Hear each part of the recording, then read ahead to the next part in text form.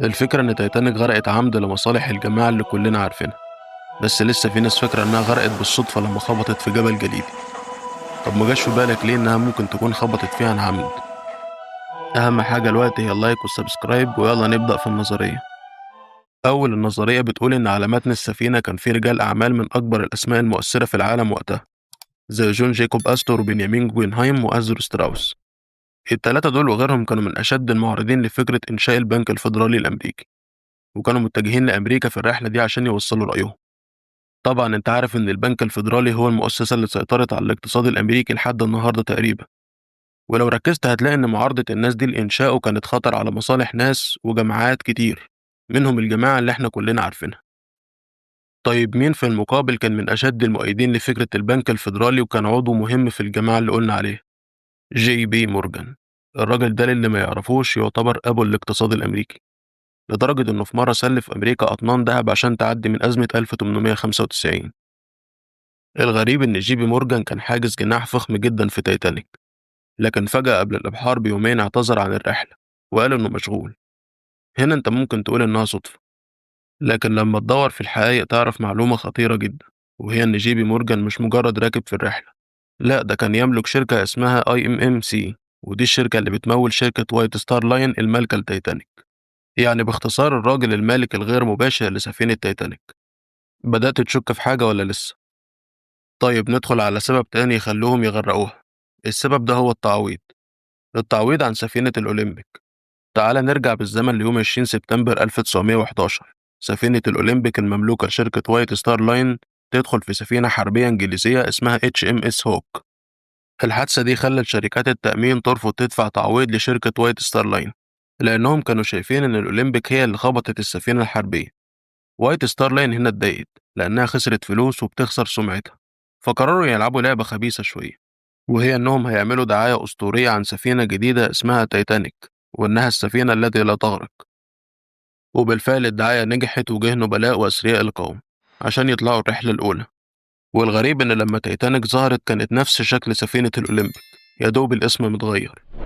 والأغرب لما تعرف إن اللي اتعين كابتن هو إدوارد سميث، نفس كابتن الأولمبيك أثناء الحادثة مع السفينة الحربية. غريبة مش كده؟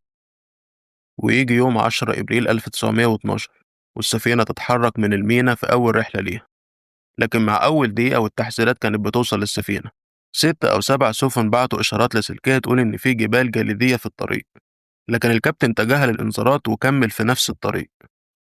وجه اليوم الموعود 14 إبريل 1912 والساعة 11:40 بالليل يحصل الاصطدام.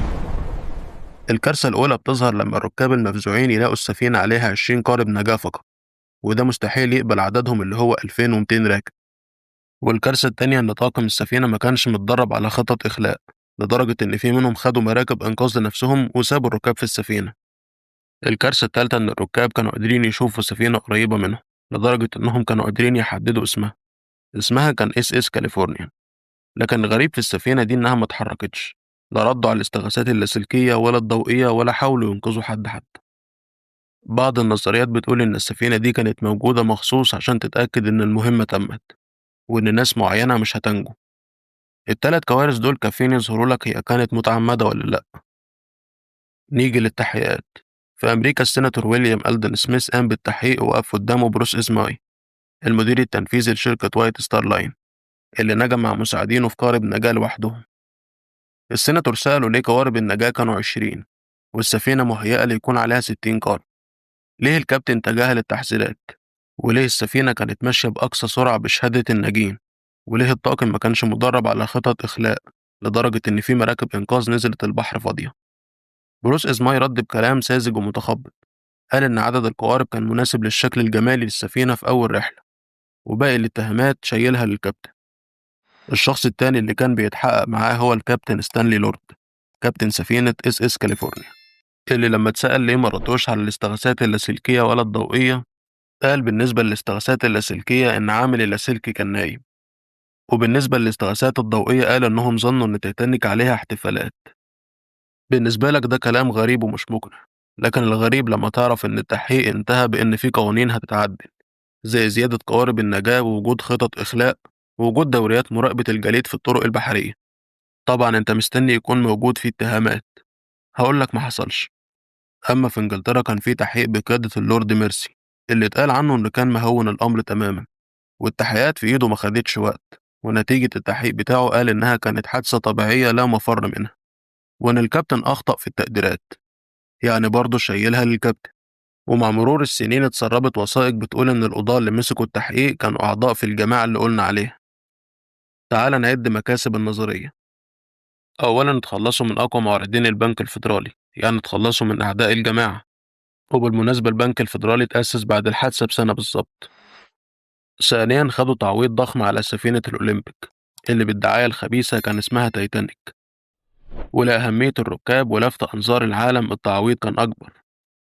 ثالثا اتخلصوا من قبطان مشبوه سيء السمعة كان تاريخه مليان حوادث، وبقى شماعة اتعلق عليها كل الحوار، اللي بالمناسبة بعض الناجين من الطاقم بتاعه قالوا إنه كان متوتر وما كانش على طبيعته طول الرحلة. رابعا وده مش أكيد يقال إنه كان قربان، لأن أدوار العمال الأبواب بتاعتها اتقفلت قبل الاصطدام بوقت قليل. دلوقتي السؤال اللي لازم تسأله لنفسك، هل تفتكر إن كل ده كان صدفة ولا كانت خطة محبوكة من البداية للنهاية؟ لو عجبتك الحلقة ما تنساش اللايك والاشتراك، وتسيب لي رأيك في الكومنتس لو عجبتك سلسلة الحلقات دي.